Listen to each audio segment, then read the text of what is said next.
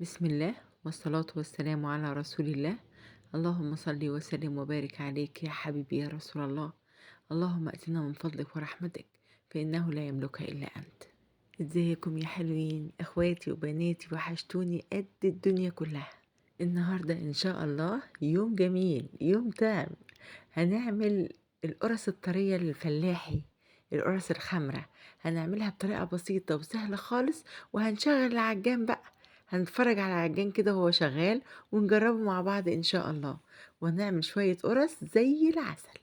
انتوا متعودين مني ان انا ما بجيبش عجوة جاهزة، بجيب البلح الابيض اللي هو الطري الجميل اللي زي الزبدة ده، وبفصصه وبنضفه وبحط عليه زبدة وبهرسه وبعمله عجوة. يعني انا بعمل عجوة في البيت، انضف واوفر واحسن بكتير بكتير بكتير. هنا بقى احنا طبعا بنتعرف على المكونات بتاعتنا: كيلو وربع دقيق، 100 جرام سكر، 50 جرام سمسم. هنا دي قشطة، ربع قشطة، أنا مش هاحطه كله، هاحط نصه بس كفاية في الآخر وأنا بالف العجين بتاعي بتاع القرص. بصوا بقى الزبادي ده، الزبادي ده أنا عاملاه في البيت. بصوا مش عايزة أقول لكم قشطة وبالغ يعني مش ممكن على الجمال، بجد حاجة فوق الوصف في الطعامة والسكارة. بصوا القوام بتاعه، الله أكبر عليه، حاجة بيتي يعني من الدرجة الأولى، وجمال بقى وطعامة وسكارة فظيع يا جماعة ملوش حل. طبعا ده من الأساسيات معانا طول الشهر الكريم إن شاء الله، وهنعمله مع بعض قريب جدا. هنا بقى بالنسبة للزبدة اللي هتتحط على الكيلو ربع دقيق ده، نص كيلو زبدة. هنا أنا جبت العجان بتاعي أهو، هنبدأ بقى بسم الله نشغله ونجربه مع بعض. يعني والله أول مرة من ساعة ما جبته وعملت الريفيو بتاعه، أول مرة استعمله معاكم. أنا استعملته قبل كده بس مش بتاعي، كان بتاع سلفتي. لكن بتاعي أنا ده الجديد اللي أنا لسه شارياه، ده أول حاجة باعملها، وأنا كنت حابة كده، يعني حابة إن أنا أول حاجة أعملها فيه وإحنا مع بعض، فيا رب تبقى بداية الخير وعمايل الخير إن شاء الله. هنا بقى ده نص الزبدة اللي إحنا هنحطه على الدقيق بتاعنا. المقدار بتاعنا نص زبدة على كيلو وربع دقيق. ده أنا حطيته على النار، فككته بس، فككته يعني حتى لسه في قطع زبدة لسه إيه صحيحة. فأنا هحطه على الدقيق أهو، هحطه 3/4. هخلي بس نص كوباية عشان هنلف عجينة القرص في النهاية بيه مع القشطة، بتديله بقى ريحة وطعم إيه ما شاء الله، جمال فظيع. هنا بقى بسم الله بدأنا. أنا حاطة هنا الكف بتاع العجن الخفيف زي ما انتم شايفين كده، بتاع اللي هو بقى بيبس الكحك والحاجات دي. دي 50 جرام سمسم. انا اهو شوحته على النار يا جماعة، اخد لون اصفر، محمرش ولا حتى اخد اللون الذهبي. انا بس طلعت ريحته، خليت تبقى ريحته فاقعة كده، وحطيته في العجان على الدقيق بتاعنا وهو بيتبس، عشان تبقى ريحته ايه، مفحفحة كده وزهرة وجميلة. هنا بقى ده 100 جرام سكر، هاخد منه معلقة على نص كوباية مية دافية، والباقي هحطه على الدقيق وهو بيتبس برضو. دي معلقة صغيرة جنزبيل، بحطها على على الدقيق والقرص او الكعك وهو بيتبس كده. فظيع يا جماعة، الجنزبيل ده حدوتة في كل حاجة، في كل حاجة، حتى في تنظيف الفراخ وفي الحاجات دي بيخلي كل حاجة ريحتها جميلة. مع ان ريحته في الكحك والحاجات دي يعني انتي مش، اللي مش بيحبه مش هيحس ان هو موجود اساسا يعني، بس هو بصراحة من الحاجات الحلوة قوي، وبيكون بديل لبهارات الكحك. يعني انتي لو مش عندك بهارات كحك حطي معلقة جنزبيل. هنا بقى معلقة السكر اللي حطيتها مع نص كوباية المية الدافية، هحط معاهم معلقة كبيرة خميرة فورية اهو. انا عشان خميرتي انا بجيبها على بعضها، فانا واثقه في خميرتي، فدايما ما بعملش الاختبارات دي. فبس انا عملته المره دي على جنب، لان الزبادي ساقع والقشطه ساقعه، فكنت لازم اشغل بره الاول الخميره قبل ما احطها على الدقيق. علشان لو حطيتها على الدقيق وكل حاجه اتحطت عليها ساقعه هتبقى صعبه قوي تشتغل، فشغلتها بره لوحدها. هنا بقى الزبادي بتاعنا الحلو السكر ده، والله يا جماعه حلو جدا. يعني إن شاء الله هنعمله مع بعض وتعملوه. يعني بُصّوا الله أكبر، ده حوالي من كيلو وربع زبادي مكلّفني.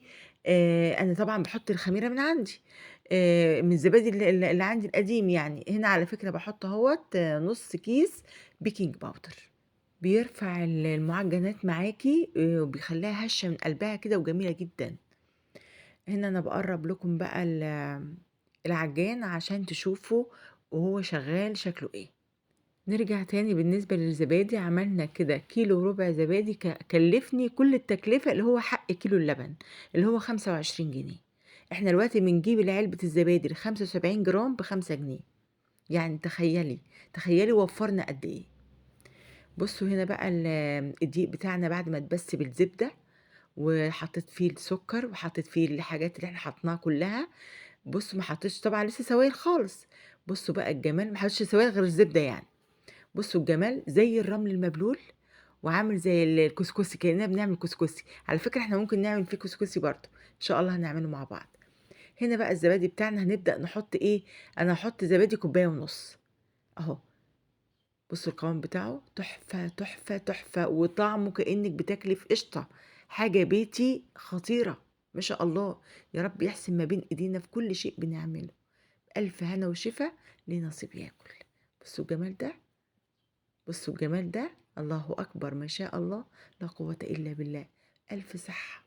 هنا حبايبي بقى أنا ضِفت الكوباية ونُص اللي هي الزبادي مع السمنة، مع النُص كوباية اللي هي الخميرة، المَيّة الدافية بالخميرة. كده العجين بقى اتمزج كُلّه مع بعضه كده وبدأ يلِف.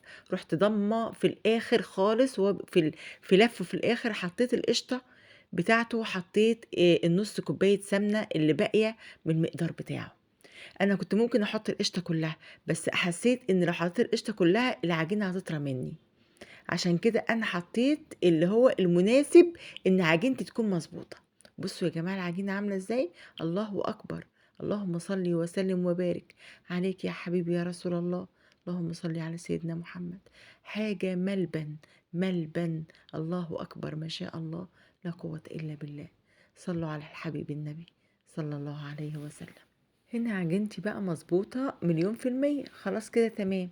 بس أنا نسيت ربع معلقة الملح اللي إحنا دايمًا بنحطها في المعجنات بتاعتنا، فأنا رُحت رشّاها على العجين بتاعة القرص، ورُحت مدياها بس إيه لفة بسيطة أهي إن الملح يمتزج كده بالعجين يعني، يدوب في العجين، لفة بسيطة بس بتاع ما كمّلتش دقيقة يعني. كده إحنا خلّصنا، الله أكبر، والعجينة بتاعتنا مضبوطة، مضبوطة، يعني مقاديرها زي الفل. وبُصّوا العجينة بيضة وجميلة وطرية، وريحتها بقى الله أكبر على ريحتها، يعني زبدة بلدي وقشطة وحاجة، يعني الله أكبر عليها بجد، ريحتها فظيعة، فاقعة. يعني إحنا لسه ما عملناش حاجة خالص ولا قطّعنا ولا شغّلناها في الفرن، أُمّال لمّا تخُش الفرن بقى وتبدأ تستوي هتعمل فينا إيه؟ بُصّوا بقى ما فيش لا أجمل ولا أبسط من كده، كل حاجة حطيناها في العجينة بتاعتنا بيتي. هنا بقى هنبدأ نرتّب حوالينا ونلمّع كده عشان نقف بقى نقطّع إيه بمزاج. بُصّوا هنا العجان بيبقى ماسك في الرخام ما شاء الله، في كاوتشات من تحت كده بتخلّيه ماسك في الرخام أوي، بيبقى ثابت وهو شغال. بجد يا جماعة العجان ده طلع حلو جدًا ما شاء الله عليه. فطبعًا بقى أنا جرّبته دلوقتي في العجن الخفيف، إن شاء الله بإذن الله قدّام هنجرّبه بقى في العيش والمعجنات التقيلة بإذن الله، إن شاء الله يعني. هنا طبعًا بعد ما خلّصنا نمسك الجهاز بتاعنا كده ننضّفه ونلمّعه، أي حاجة وقعت عليه زبادي، سمنة، دقيق، الهبو بتاع الدقيق، أجهزتِك دايمًا حافظي عليها ونضّفيها، الدنيا غلا، واللي بيجيب جهاز النهارده ما بيعرفش يعوّضه. حافظوا على حاجتكم يا حبايبي، وربنا يحافظ لنا على كل حاجتنا يا رب. هنا بقى بننضّف ونرتّب حوالينا عشان نقف كده رايقين. شوفوا بقى الزبادي الجميل السُكّر القشطة ده، أنا كنت هاعمله معاكم في نفس الفيديو، بس أنا ما حبيتش أطوّل. وإن شاء الله الأيام جاية وهنعمل كل حاجة مع بعض، وشهر كريم جاي والزبادي ده هيبقى حاجة أساسي فيه. إن شاء الله كل حاجة يا حبايبي هنعملها مع بعض. هنا بقى البلح بتاعنا اللي أنا مفصصاه هنحط عليه معلقتين زبدة، وهاحطه على النار بس الزبدة تسخن والبلح بس كده يسخن. ودلوقتي أنا هاهرسه معاكم بقاع الكوباية أملس، ما فيش فيه تجويف، عشان التجويف ممكن يتجمّع فيه البلح جوّه. لكن أنتِ أو اللي هي يكون مثلًا كوباية مضلّعة، لأ، خلّيها تبقى كوباية كده بتبقى مالسة حلوة تساعدِك وفي ضغط في البلح زي ما أنتم شايفين كده بُصّوا، هرسِت البلح خلّيته زي شوفوا عجوة بقى، فعلًا بقى عجوة خلاص، ما شاء الله. يعني بالله عليكم في أنضف من كده؟ بُصّوا البلح بقى عامل إزاي، شايفين؟ ملبن أهو زي الزبدة، وكفاية نضافته وكفاية إنِّك واثقة إن هو يعني تمر صافي، ما فيش فيه أي حاجة ما إحناش عارفين بيفرموا إيه في قلب إيه، عشان طبعًا الناس دي يعني أنا والله ما باحبش أشكِّك في حد أو أظن ظن سوء بحد، بس أنا أعقلها وأتوكل، أنا باحب أعمل كل حاجة على إيدي عشان آكلها وأنا مطمئنة. مش أكتر من كده. هنا حطيت معلقة جنزبيل، وحطيت حوالي من كيسين اللي هي الفانيليا. في ناس بقى بتحط قرفة، في ناس بتحط هيل، حطي اللي نفسِك فيه في الحشو، الحشو ده تبع أنتِ بتحبي إيه، يعني ما ينفعش أقول لِك تحطي إيه وما تحطيش إيه، اللي أنتِ نفسِك فيه حطيه اللي أنتِ بتحبيه. الله أكبر على شوية البلح بقوا عجوة، عجوة زبدة ما حصلتش، فظيع. أنا على طول أعملها وأحطه في بوكس وأخليه عندي في البيت أهو زي ما أنتم شايفين كده، لأي ظروف. الله أكبر على بُصّي بتتبرم وتتلف إزاي، ملبن، صلاة النبي عليه. هنا الصواني بتاعتنا بنجهزها، نبدأ نقطّع حاجتنا إن شاء الله. الله أكبر عليكِ يا أم عمر، الله أكبر تسلم إيديكِ وتسلم عمايلِك، إيه الحلاوة دي، إيه الجمال ده، دلعونا يا ناس. بجد ما شاء الله العجينة الله أكبر عليها يعني مضبوطة، مضبوطة كويس إن أنا ما حطيتش القشطة كلها، يعني أنا قُلت أمّا أجرّب كده حسيت إن العجينة طرية، طلعت كده تمام، حطيت نُص القشطة طلعت مضبوطة. بُصّوا بقى طريقة اللف، أنا ما باحبش القرص كبيرة بصراحة، أنا باحب القرصة حلوة منمنمة كده، يعني ما تبقاش إيه، قرصة يعني قد الطبق كده. بصراحة ما باحبش القرص الكبيرة، باحب الواحد ياخد قرصة كده قطمتين 3 وتبقى خلصت. وباحب بصراحة برضه العجوة في القرص كتير، يعني ما باحبش القرصة تبقى فيها فتفوتة عجوة كده لأ، باحب القرص السادة سادة، والقرص أم عجوة بعجوة. يعني كل حاجة واخدة حقها، الله أكبر ما شاء الله. بُصّي القرص يا أختي، يا أختي، يا أختي منمنمة وجميلة ومسكّرة خالص. وبصراحة برضه باحبها بالجبنة، يعني الجبنة من ضمن الحشوات اللي بتبقى في القرص الخامرة دي أو القرص الطرية البيتي دي، بتبقى خطيرة فيها، فظيعة ما لهاش حل، بس مش أي جبنة، علشان لو حطيتِ فيتا، الفيتا الطرية الناعمة دي لأ، يا جبنة براميلي، يا جبنة اسطنبولي حادقة، غير كده لأ ما ينفعش. بُصّوا بقى القرص بتاعتنا السكر دي أهي خلصت، اللي هي القرص أم عجوة المقفولة. هنبدأ نعمل شكل تاني حلو أوي وسهل وبسيط خالص وشكله تحفة. بُصّي هنا أنتِ ممكن تعملي العجوة كِوَر، كِوَر كده وتحطيها في طبق جنبِك وتبقى جاهزة معاكِ. أنا على طول يعني أنتم عارفين أنا عايزة أبقى عايشة معاكم زي يعني زي كل أم في بيتها، زي أي واحدة في بيتها على الطبيعة. زي أي بيت مصري، يعني نبقى على طبيعتنا كده، وتحسّي وأنتِ قاعدين مع بعض وبنتكلّم مع بعض إن أنا قاعدة معاكِ في البيت، وقاعدة معاكِ في مطبخِك، وأنتِ معايا في مطبخي، يعني نبقى مع بعض كده على طبيعتنا، ما فيش أي حاجة فيها أفورة. والله يا حبايبي وربنا يشهد، عمري في حياتي ما مسكت التليفون عشان أسجّل وأتكلّم وأحُط صوتي على الفيديو وأكون يعني مجهّزة كلمة أو كاتبة حاجة. بامسك التليفون واشغّل التسجيل واتكلّم من قلبي اللي بيطلع من قلبي هو اللي على لساني، ما بافكّرش. شايفين الشكل ده حلو إزاي؟ هيعجبكم جدًا وبعد السِوَى بيبقى شكله حلو خالص. هنعمل بقى القرص المقسومة دي بالقطّاعة الزجزاجي، بُصّوا شكلها جميل، جميل بجد.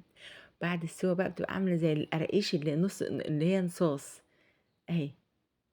تحفة، شكلها جميل وبسيطة خالص، ما فيش فيها أي شغل، يعني أنتِ بتعملي قرصة عادية وتروحي قاسماها بالقطّاعة اللي هي الزجزاجي دي، بس كده.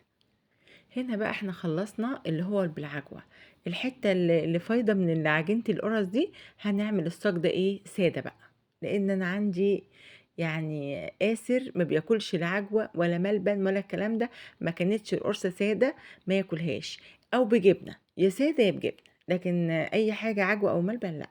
فأنا هاعمل الصاج ده لأُسقُس حبيب ماما الصغير وطبعًا ولادي إحنا كلنا بنحب السادة برضه، وبناكل العجوة، يعني بناكل ده وبناكل ده، لكن هو سادة بس أو بجبنة، يا ده يا ده.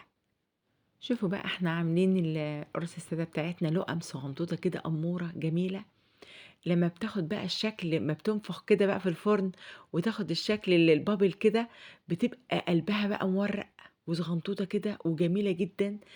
يعني بصراحة أنا باحب لكل حاجة بيبقى حجمها صغير في الأكل، يعني ما باحبش أي حاجة بتبقى خصوصًا القرص والحاجات دي، ما باحبهاش شكلها كبير أبدًا، باحب الحاجة مقطقطة كده وجميلة وشكلها لطيف كده، يعني بتبقى ذوق حتى.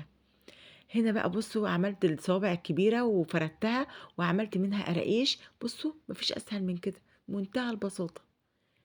عملنا كذا شكل ما فيش فيهم أي شغل خالص، لا استخدمنا مثلًا منقاش ولا القوالب ولا أشكال خالص، كل حاجة على إيدينا بكل بساطة، واللي ساعدتنا القطّاعة ادّت معانا شكل حلو وإحنا بنقطّع القراقيش أو بنعمل القرصة كده اللي هي واخدة الشكل النُصّين.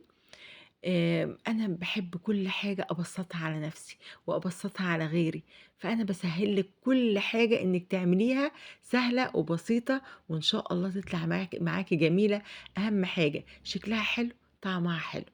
بُصّوا الجمال ده، بُصّوا القرقوشة حلوة وأمورة إزاي، جميلة بجد شكلها حلو جدًا ما شاء الله. باحب دايمًا الحاجات دي تكون عندي في البيت خصوصًا لمّا يبقى الشباب متجمّعين نازلين أجازات وموجودين في البيت، بيقوموا الصبح يفطروا، يعملوا كوباية شاي بلبن، كوباية شاي، ويروحوا إيه مقطّعين كيك أو قرقوشتين ويفطروا ويغيّروا ريقهم على ما أصحى أنا براحتي. فاهمينّي؟ يعني مش بيبقوا بقى إيه، بابقى أنا متطمنة بقى، بابقى أنا متطمنة إن هُم خلاص يعني الدنيا مضبوطة وهُم هيخشوا المطبخ مترتب، نضيف، فيه علب فيها كيك، فيه علب فيها قراقيش زي كده، فهُم هيقوموا الصبح ويفطروا على ما أنا أصحى براحتي وأعمل لهم أكل براحتي. بُصّوا إحنا كده خلّصنا، بُصّوا الحتتين اللي في الآخر دي، بُصّوا طريقة القرقوشة دي جميلة جدًا على فكرة، بتبقى عاملة زي البقسماطة. بتبقى عاملة زي البقسماطة بس على طري، يعني من برّه بتبقى مقرمشة لكن من جوّه بتبقى دايبة وطرية، تحفة. أنا باحب طريقة القرقوشة دي برضه أوي، اللي هي الصوابع اللي عاملة زي الكفتة دي. كده بقى إحنا خلّصنا ما شاء الله، سبحان رب العالمين، ربنا ضابطها، يعني الصاجين مضبوطين والصاج الأخير بتاع السادة مضبوط لحد آخر فتفوتة، الحمد لله، تمّها على خير يا رب. هنا بقى إحنا خلّصنا، اللهم لك الحمد. بُصّوا شكل السِجان جميل ونضيف ومُرتّب، شكل التقطيعات حلوة، الأحجام حلوة ومضبوطة. هنا بقى أنا كنت مشغّلة الفرن أكتر من تِلت ساعة، والحاجة عايزاها تبقى ناجحة معاكِ، دخّلي فرن سُخن. شايفين؟ الله أكبر ما شاء الله لا قوة إلا بالله. ألف صلاة عليك يا حبيبي يا رسول الله. إيه الجمال ده! إيه الجمال ده والّا الروايح بقى، الروايح قالبة الدنيا كلّها. ما شاء الله. بُصّوا الحاجة طرية إزاي، بُصّوا فطير، فطير. الله، الله، الله، الله. كُلي، كُلي، كُلي. طول ما أنا واقفة كده، طول ما أنا واقفة باعمل معجنات ما هوش بابطّل. ما شاء الله جميل وطِعِم وريحة وطعم وجمال، اللهم صل على النبي. فظيع يا جماعة فظيع. بُصّوا القراقيش حلوة وأمورة إزاي، بُصّوا جمالها، مقرمشة من برّه. باقول لكم يا سيدي، يا سيدي على الجمال. حاجة الله أكبر، عمايل إيدينا وحياة عينينا، تسلم إيدينا وحياة عينينا. أهو كده كُلّه طلع ما شاء الله لا قوة إلا بالله، تسوية مضبوطة، بُصّوا الأحجام حلوة إزاي وجميلة إزاي وشكلها حلو. بُصّوا التسوية بقى تحت وفوق آخر ضبط. أنا باحط الحاجة في الفرن ربع ساعة وبابدأ بقى عيني عليها، أهو. بُصّوا، مجرّد ما باحس إن تحت أحمر باروح مشغّلة الشواية، مجرّد ما شغّلت الشواية عيني على الحاجة، ما باسيبهاش ثانية. اللهم صل على النبي، اللهم صل على النبي، تسلم إيديكِ يا أم عمر. حبايبي، حبايبي اعملوا ألف هنا وشفا، تاكلوه في الهنا يا رب. هنا بقى اللي بِرِد أنا باعبّيه دلوقتي، السادة باحطّه في القالب الصغير زي ما أنتم شايفين كده، أهو. عبي حاجتك واظبطيها، بس طول ما هي سخنة متغطيهاش. خلي الغطا موارب او من غير غطا خالص. اول ما تبرد معاكي خالص وتسقع كمان، غطي براحتك بقى عشان ما تعرقش وتطرى منك وايه وهتتغير. فايه حافظي ايه على الحاجة بقى اللي احنا عملناها كده ان شاء الله، وتطلع معاك زي الفل كده وحاجة تشرف. الله اكبر الله اكبر. بصوا القرص دي بقى اللي احنا عبيناها السادة، دي اللي هي العجوة المقفولة اهو. دي القرص العجوة المقفولة، أحجامها حلوة ومظبوطة ونفخة كده وقلبها إيه بقى، يعني هتشوفوا دلوقتي وأنا بقطعها لكم حاجة رهيبة، حاجة بصراحة يعني تحفة. بصوا بقى القرص اللي هي المقسومة شكلها حلو قوي، يعني بجد. بصوا عاملة، بصوا القلب بتاعها، بصوا قد ايه طريه، هي باينه اصلا، يعني هي باينه وانا بقطعها لكم ان هي طريه قوي وقلبها نافش وقلبها مورق. خطيره خطيره. بألف هنا وشفا. يا رب تعملوها وتاكلوها في الهنا وتبقوا فرحانين كده وتبعتوا لي في الكومنتات وتقولوا لي عملناها يا ام عمر وطلعت فظيعه فظيعه فظيعه ان شاء الله. انا بفرح قوي لما بتبعتوا لي تعليقات ان انتوا جربتوا الحاجه ونجحت معاكم. ما تعرفوش انا ببقى سعادتي ازاي، بابقى فرحانة فرحة رهيبة والله، يعني فرحة كبيرة أوي. تعالوا بقى نخش نتفرج على جمال وحلاوة وطراوة القرص السادة. يا خبر يا خبر يا خبر، ايه الجمال ده! بصوا طريقة ازاي، بصوا قلبها نافش ومورق من قلبها ازاي. جنان جنان ما شاء الله. سر الطراوة دي في الزبادي، خلي بالكم انتي ما عندكيش زبادي، كوباية لبن حطي عليها معلقة خل، هتقلب معاكي رايب على طول. الله أكبر ما شاء الله. حاجة زي الفل وكل حاجة بيتي، كل حاجة معمولة على ايدينا. وبصوا كيلو وربع طلع كمية قد ايه، يعني الله أكبر، معدين ال3 كيلو. يعني دول لو وزناهم معدين، كمان معدين ال3 كيلو. لو احنا وطبعا حاجة متكلفة، حاجة معمولة بسمنة بلدي ومعمولة بقشطة، معمولة برايب، معمول في البيت، حاجة آخر نظافة وآخر جمال وآخر طعامة. يعني ما شاء الله بألف هنا وشفا. وربنا يصلح ما بين ايديكم يا حبايبي، وكل حاجة تعملوها تبقى جميلة وفرحانين بيها وتاكلوها وانتوا فرحانين. اللهم امين يا رب العالمين. اخواتي وبناتي اللي بحبهم في الله، اوعوا تنسوني بدعوة حلوة، والكلمة الحلوة بتهون علينا كل تعب الدنيا كلها. الكلمة الطيبة صدقة. واقول لكم دلوقتي استودعكم الله، وبدأناها ببسم الله والصلاة على رسول الله، ونختمها ببسم الله والصلاة على رسول الله. اللهم صل وسلم وبارك عليك يا حبيبي يا رسول الله. أشوفكم على خير بإذن الله في فيديو جديد. والسلام عليكم ورحمة الله وبركاته. مع ألف سلامة حبيبي.